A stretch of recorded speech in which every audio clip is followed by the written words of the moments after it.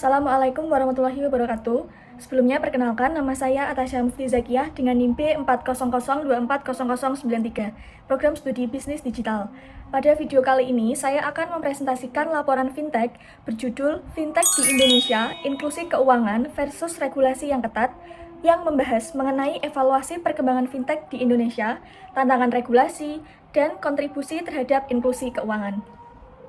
Baik, langsung saja yang pertama yaitu latar belakang. Teknologi digital mengubah sektor keuangan melalui fintech, gabungan jasa keuangan dan teknologi yang mengubah model bisnis konvensional menjadi modern.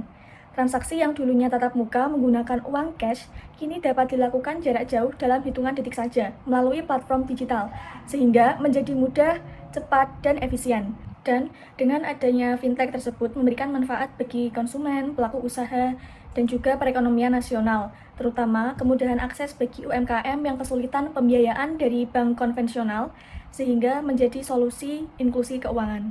Namun, apabila fintech tidak dikelola dengan baik, terdapat beberapa risiko, yaitu regulasi yang belum matang, keamanan data dan privasi, literasi keuangan digital yang rendah, perbedaan antara infrastruktur desa dan kota, etika pemasaran, dan juga perlindungan konsumen.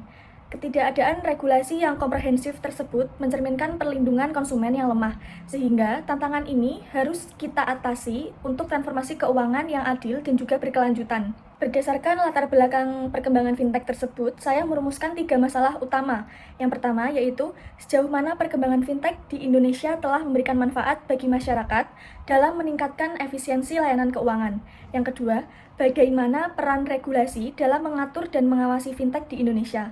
Dan yang ketiga yaitu bagaimana perkembangan fintech di Indonesia dalam mendukung inklusi keuangan khususnya bagi UMKM dan masyarakat yang belum terlayani oleh keuangan konvensional. 3 teori utama yang saya gunakan pada laporan ini yaitu yang pertama ada teori perilaku terencana atau TPB yang dikembangkan oleh Azen 1991. Dalam fintech, TPB menganalisis niat pengguna layanan digital berdasarkan kemudahan, pengaruh sosial, dan juga keyakinan kemampuan teknologi. Yang kedua ada teori manajemen risiko.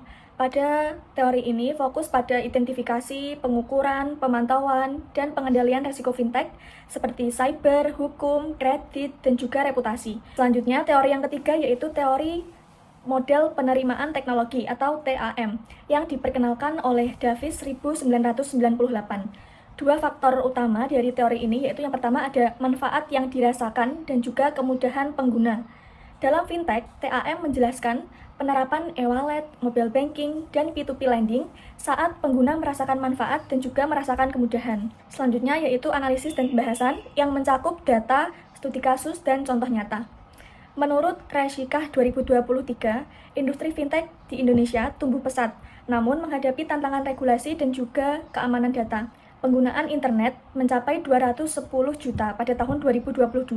Ekonomi digital naik 52% menjadi 53 miliar dolar. Namun, menurut Syahagata, 70% masyarakat belum mengakses layanan keuangan resmi.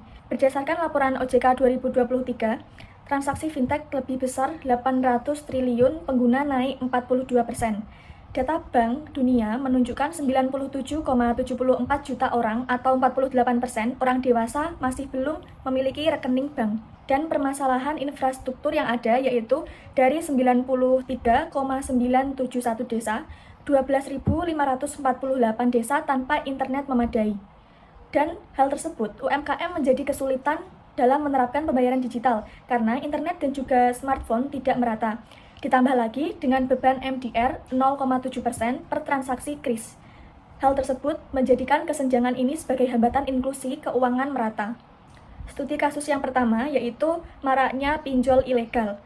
OJK sudah membuat kebijakan pengaturan fintech, tetapi hal tersebut masih sulit diterapkan. Banyak platform fintech yang masih beroperasi tanpa izin resmi, dan hal tersebut dapat membahayakan konsumen. Regulasi penting untuk menjaga keamanan pengguna di ekosistem digital yang berkembang pesat untuk saat ini. Fokus utamanya adalah untuk melindungi hak konsumen. Tanpa regulasi yang lengkap, bisnis jadi tidak pasti dan dapat menghambat inovasi dan investasi. Contohnya yaitu mahasiswa pinjam 1,5 juta untuk kebutuhan mendesak, dan mahasiswa tersebut telat membayar 2 hari gara-gara error pada saat melakukan transfer. Dan pada aplikasi tersebut mengirim ancaman dan juga hinaan ke 200 kontak seperti dosen, teman, keluarga. Foto mahasiswa tersebut diedit dengan tulisan penipuan, lalu disebar di grup WhatsApp kampus. Akibatnya, mahasiswa tersebut menjadi depresi berat, putus kuliah, dan juga reputasi menjadi hancur total. Studi kasus yang kedua yaitu kesenjangan digital diperparah fintech. Fintech inklusif buat bank yang tak terjangkau, tapi malah hal tersebut juga dapat menciptakan eksklusi baru. 12.548 desa masih belum mempunyai internet yang layak. Inklusi kota keuangan 78,41%, tetapi di desa hanya 70,13%. Hal tersebut membutuhkan strategi khusus agar layanan merata hingga pelosok. Pedagang mikro ingin menggunakan pembayaran kris, tetapi masih memiliki berbagai kendala, seperti kurang paham terhadap teknologi, HP yang tidak memadai, takut terkena MDR, dan juga internet yang masih belum stabil. Bu Siti, seorang pedagang di Jakarta yang berumur 40 tahun, ingin memangkai kris, tetapi HP beliau masih sering error, prosedur daftar rumit yang membutuhkan banyak dokumen, dan takut MDR yang dapat mengurangi keuntungan yang beliau dapatkan. Dan beliau kehilangan 30% omset karena pembeli muda memilih pedagang yang transaksinya dapat menggunakan kris. Ironisnya, fintech yang katanya menjadi layanan inklusif malah menjadi layanan yang eksklusif bagi Bu Siti dari ekonomi digital. Dari laporan tersebut, kesimpulan yang dapat kita ambil bahwa fintech di Indonesia berkembang pesat dan juga memberikan dampak positif bagi keuangan inklusif dan mempermudah masyarakat untuk mengakses layanan keuangan, transaksi harian, serta juga dapat membantu UMKM yang sulit dapat pinjaman bank konvensional. Namun, ada beberapa masalah seperti regulasi yang belum efektif, maraknya pinjol ilegal, perlindungan data pribadi, dan juga penagihan yang tidak beretika. Hal ini dapat melemahkan perlindungan konsumen dan juga menurunkan kepercayaan masyarakat.